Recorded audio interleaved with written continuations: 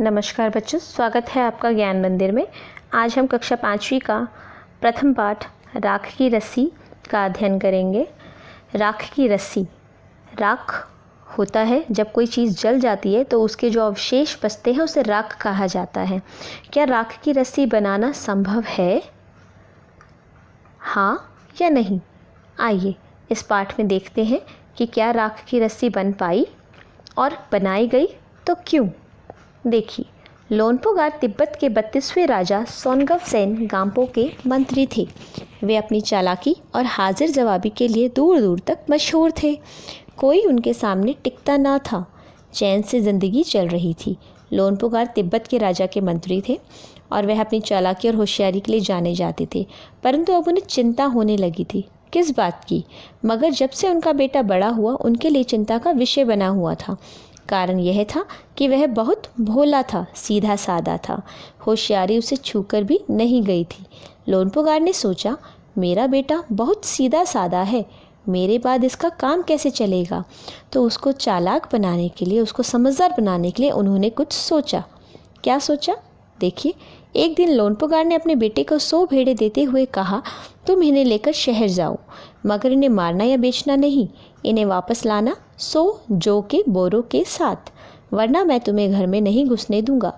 इसके बाद उन्होंने बेटे को शहर की तरफ रवाना किया। जब उन्होंने कहा कि इन भेड़ों को लेकर जाओ और जौ के 100 बोरे लेकर आना, परंतु उन्होंने अपने बेटे को थोड़े से भी पैसे नहीं दिए। वे चाहते थे वे अपनी समझदारी से पैसे कमाए।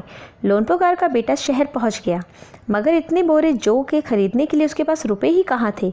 वह इस समस्या पर सोचने विचारने के लिए सड़क किनारे बैठ गया, मगर कोई हल उसकी समझ में नहीं आ रहा था। वह बहुत दुखी था। तभी एक लड़की उसके सामने आ खड़ी हुई।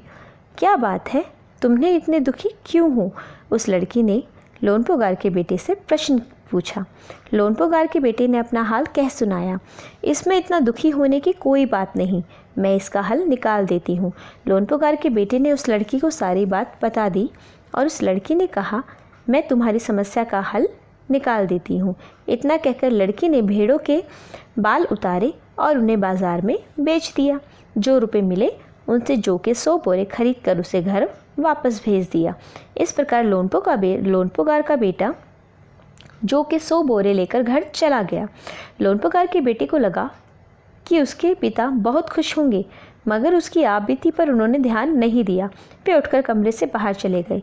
यहाँ पर लोनपोगार अपने बेटे से खुश नहीं थे, क्योंकि उन्हें पता था कि यह उसके बेटे की अपनी समझदारी से नहीं हुआ, यह उस लड़की की समझदारी से हो पाया है।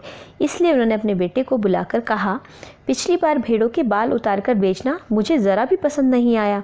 अब तुम दोबारा उन्हीं भेड़ों को लेकर जाओ, उनके साथ जौ के 100 बोरे लेकर ही लौटना। उन्होंने दोबारा कहा कि तुम दोबारा जाओ और जौ के 100 बोरे लेकर आना। एक बार फिर निराश लोनपोगार का बेटा शहर में उसी जगह जा बैठा।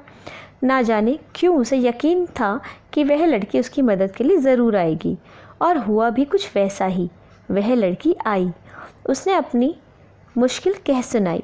अब तो बिना जौ के 100 बोरों के मेरे पिता मुझे घर में नहीं घुसने देंगे। लड़की सोचकर बोली, एक तरीका है। उसने भेड़ों के सींग काट दिए। उसने बेचकर जो रुपए मिले उनसे जौ के 100 बोरे खरीदकर उसको दे दिए। बोरे लोनपोगार के बेटे को सौंपकर लड़की ने उसे घर भेज दिया। एक बार फिर लोनपोगार का बेटा जौ के 100 बोरे लेकर घर चला गया, लेकिन इस बार भी उस लड़की ने उसकी मदद की। भेड़े और जौ के बोरे पिता के हवाले करते हुए लोनपोगार का बेटा खुश था। उसने विजयी भाव से सारी कहानी कह सुनाई। सुनकर लोनपोगार बोले, उस लड़की से कहो कि हमें 9 हाथ लंबी राख की रस्सी बना कर दे। उनके बेटे ने लड़की के पास जाकर पिता का संदेश दोहरा दिया। लड़की ने एक शर्त रखी, मैं रस्सी तो बना दूंगी, मगर तुम्हारे पिता को वह गले में पहननी होगी। लोनपोगार ने सोचा, ऐसी रस्सी बनाना ही असंभव है, तो इसलिए लड़की की यह शर्त मंजूर कर ली। अगले दिन लड़की ने 9 हाथ लंबी रस्सी ली, उसे पत्थर के सिल पर रखा और जला दिया। पत्थर का सिल होता है बेटा एक पत्थर का टुकड़ा, लंबा सा टुकड़ा, जिस पर उन्होंने 9 हाथ लंबी रस्सी को रखा और उसमें आग लगा दी, और जब वो जल गई तो अंत में राख बच गई। तो इस तरह राख की रस्सी बन गई।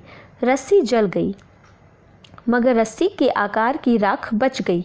इसे वह सिल समेत लोनपोगार के पास ले गई और उसे पहनने के लिए कहा। लोनपोगार रस्सी देखकर चकित रह गया, हैरान हो गया कि ये कैसे हो गया। वे जानते थे कि राख की रस्सी को गले में पहनना तो दूर, उठाना भी मुश्किल नहीं है, हाथ लगाते ही वह टूट जाएगी। लड़की को समझदारी के सामने उनकी अपनी चालाकी धरी रह गई। बिना वक्त गवाए लोनपोगार ने अपने बेटे को शादी का प्रस्ताव लड़की के सामने रख दिया।